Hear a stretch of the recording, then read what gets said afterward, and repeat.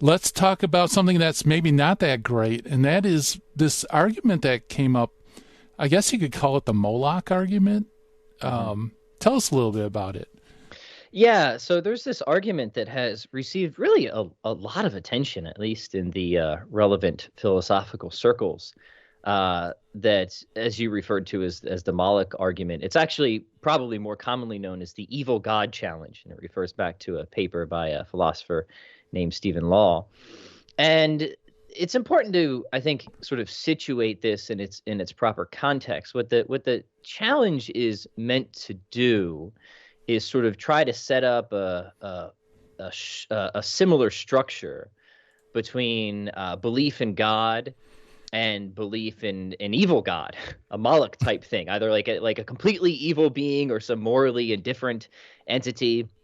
And then what the evil God challenge is really trying to do is not to, at least from any of the people that I've read, they're not trying to take seriously that any evil God actually exists, but they're trying to show, like, look, if you think it's believable, if you think it's unreasonable to believe in this evil God type of thing, then it should be equally unreasonable to believe in the traditional understanding of God as a holy, good being.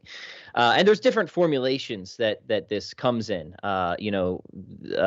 There's been sort of the straightforward, like, let's just imagine there's some omnipotent, omniscient, and wholly evil being, right? But then there's other iterations that try and soften that a little bit, because as we'll see, that original one has some deep conceptual issues, and try and propose, well, maybe the being isn't completely evil, it's just very morally indifferent, kind of like a deadbeat deity or something like that. But again, the idea is from different perspectives to try and undermine belief in God or sabotage arguments to the conclusion of traditional theistic beliefs, of trying to take the cart off the rails at some point, of saying, okay, well, look, even if you have arguments in place to show that God exists, you still have this issue of trying to establish God's moral character. Or maybe they try to ruin probabilistic reasoning for God by saying, well, look, anything you want to count in favor of the God of classical theism or whatever would seem to be equal evidence for this evil God hypothesis, right? So there's actually a lot going on with these challenges. So I'm just trying to give a summary of the different ways that it's presented. But really, it's meant to try and undermine or lower confidence in belief in traditional theism by kind of creating these auxiliary theistic, you can't even really call them theistic hypotheses. It's really called maltheism. That's a technical term that's used. These maltheistic hypotheses. So that's a little bit of the background, but I don't know, Gary, if you had any questions or need further clarification about that. Mm-hmm. Yeah, I'm trying to wrap my mind around like what they're trying to do. I guess what it seems to me what they're trying to do, and correct me if I'm wrong, is to get something that every theist would find odious, right? Like the Mm-hmm. evil God, and then try to connect that so that if you can't rule out the evil God, while you're proving the existence of God, then basically both of them lose standing. That you lose credibility. Is that kind of what they're getting at? I think it's a fair way to look at certainly one of the iterations. I mean, if we're looking at sort of going back to some of the original presentations, they're going to say, well, look, a lot of them just sort of assume that the arguments for God are pretty dubious anyway. So we're immediately going to have disagreement with our interlocutors there. But they might say, well, look, even if you've got something that establishes a supernatural entity, there's no reason, as they'll typically say, there's no reason, right? Because they're often extremely ignorant of traditional metaphysics, but they'll typically say there's no reason to think that this entity is all good. And it seems like all the evidence could be just as well explained by this maltheistic hypothesis. And then they'll say, and you theists, you can't point to theodicies. And what is this evidence? Well, they're obviously going to look to the evidence of evil, right? And say, well, look, this evidence of evil would seem to really favor a maltheistic hypothesis, and it isn't going to do for a theist to bring in your typical theodicies about greater good theodicies or whatever, because what the proponent of the evil God challenge will say is, look, we can run reverse theodicies or demon odysseys, as they call them, right? It gets kind of goofy, but this is how it is, and say that, well, there might be reasons for an evil God to allow some good to bring out even greater evil eventually, right? So what they're really trying to do is show that there is a symmetry here. And if you think that this evil God hypothesis is unreasonable or can't be justified, then you should think that the good traditional God hypothesis is unreasonable or can't be justified. So again, I want to be clear, they're not actually trying to advocate for the existence of such an entity. They're just trying to, as best they can, try and set up some type of structural parallel to get, as you said, the theist sort of burdened with something where if this is unreasonable, then you should also think that this other thing is unreasonable as well. That's sort of the dialectic going on. Mm-hmm. Yeah, that makes sense. So then the only reason, according to their view, that theist would hold on to the good God is just purely arbitrary, because we enjoy it, where if you just follow the same train of logic, you could come up equally with, the evil God, which we wouldn't want. That with classical theism, once you come to that pure act that is God, it's like intrinsic in that is all these divine attributes, but for some reason non-believers think that's like our wish list, it'd be great if he was omnipotent or perfect or whatever, but actually is part and parcel of that conclusion where, with this case where they say, well, what about an evil God?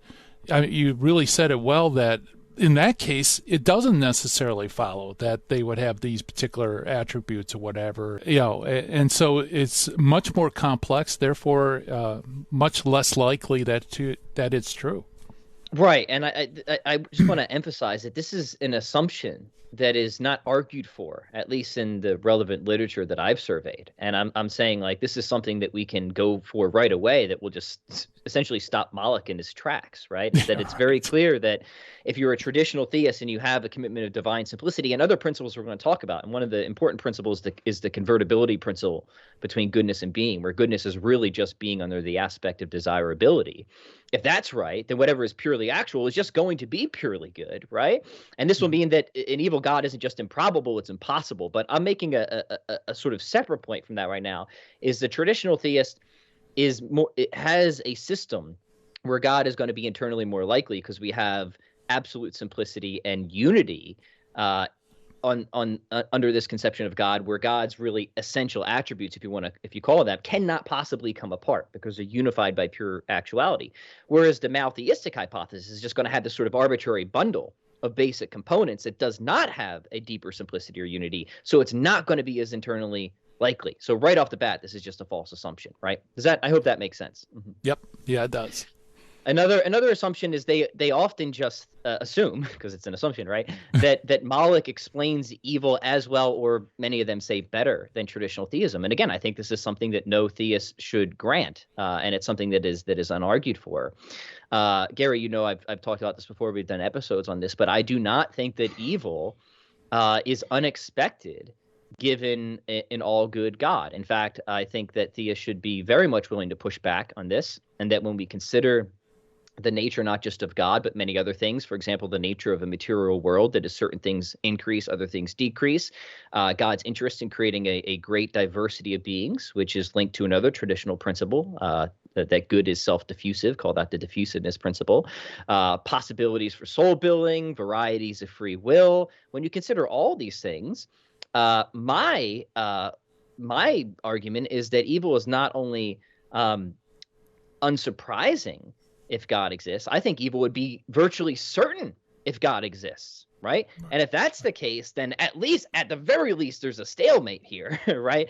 And we should not be granting anything to the evil God hypothesis. And a lot of them are just assuming that evil is better expected on that hypothesis. And I'm saying, no, don't grant that. And in fact, I think that it's actually less expected on a hypothesis, because as we'll see as we kind of move forward, there's a bunch of conceptual difficulties within all evil God.